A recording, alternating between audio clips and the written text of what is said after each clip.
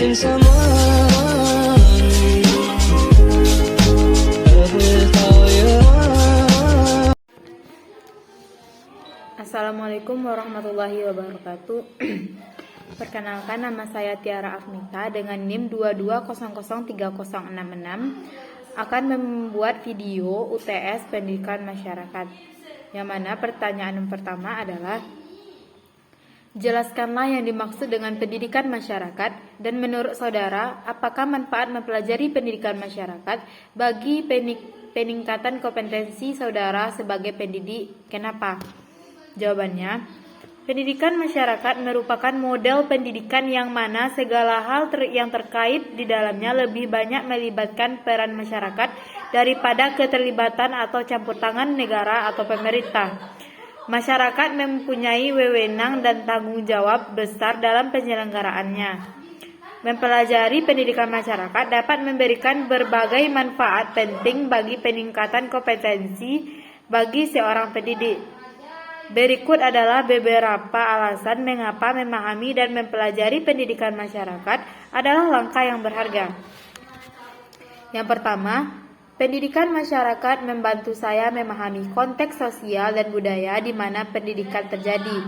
Ini memungkinkan untuk lebih baik menyesuaikan kurikulum dan metode pengajaran agar sesuai dengan kebutuhan dan latar belakang siswa.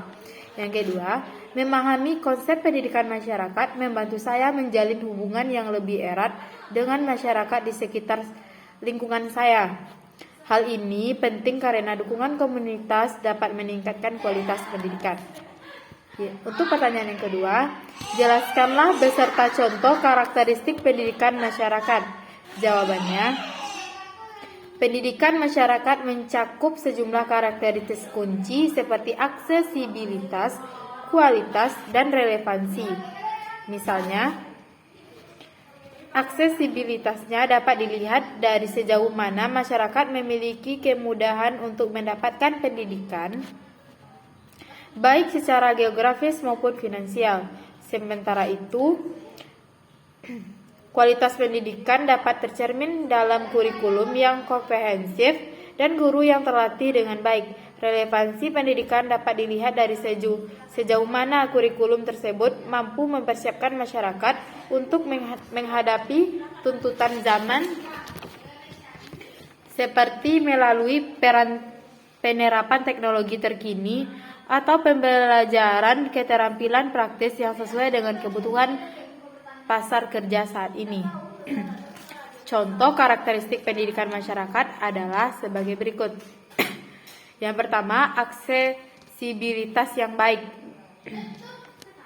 Contohnya, akses pendidikan yang mudah dijangkau oleh seluruh lapisan masyarakat, baik melalui sekolah umum yang terjangkau maupun melalui program pendidikan online yang terbuka. Yang kedua, keterlibatan orang tua. Contohnya melalui partisipasi aktif orang tua dalam pendidikan anak-anak, seperti terlibat dalam kegiatan sekolah atau mendukung pembelajaran di rumah.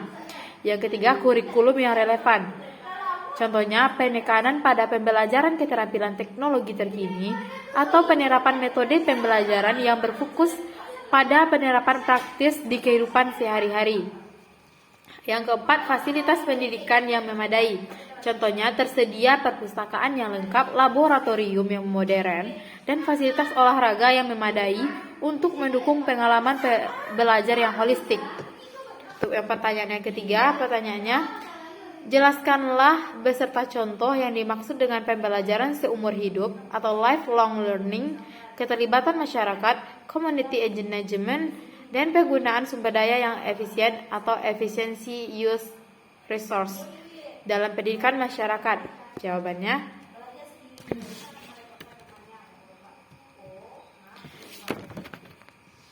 yang pertama, pembelajaran seumur hidup atau lifelong learning adalah konsep di mana individu terus-menerus mencari pengetahuan dan keterampilan baru sepanjang hidup mereka, tidak terbatas pada pendidikan formal saja.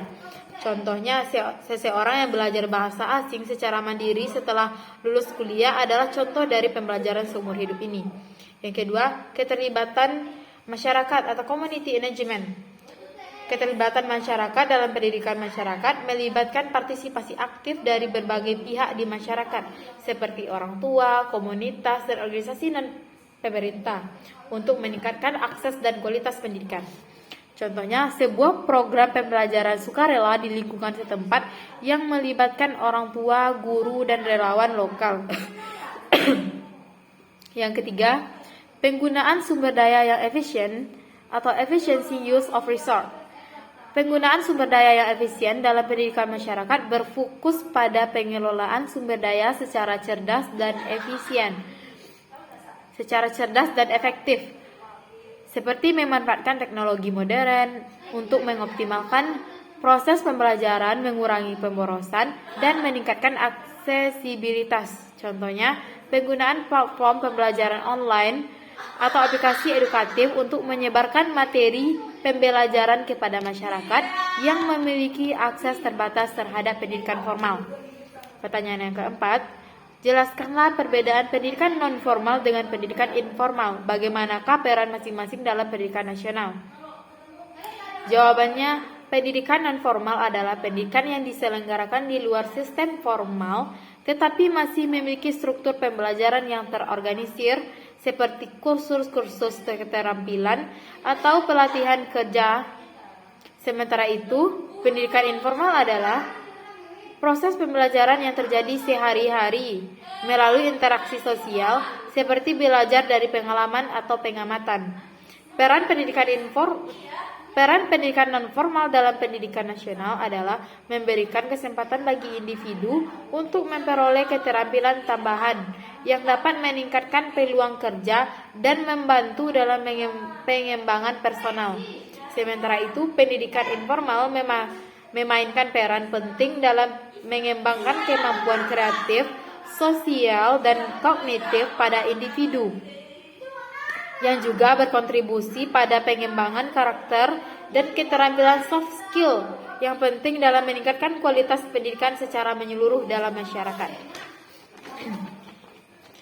Untuk pertanyaan kelima, yang mana pertanyaannya, jelaskan beserta contoh penerapan pendidikan masyarakat di era teknologi seperti saat ini.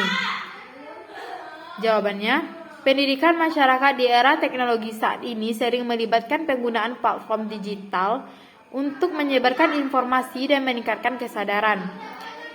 Contohnya adalah melalui penggunaan media sosial untuk kampanye kesadaran seperti kampanye anti-bullying atau kampanye perlindungan lingkungan. Selain itu, pelatihan online dan webinar juga menjadi metode populer untuk menyebarkan pengetahuan tentang topik-topik yang relevan seperti kesehatan mental atau keuangan personal. Baiklah, sekian UTS dari saya. Wassalamualaikum warahmatullahi wabarakatuh.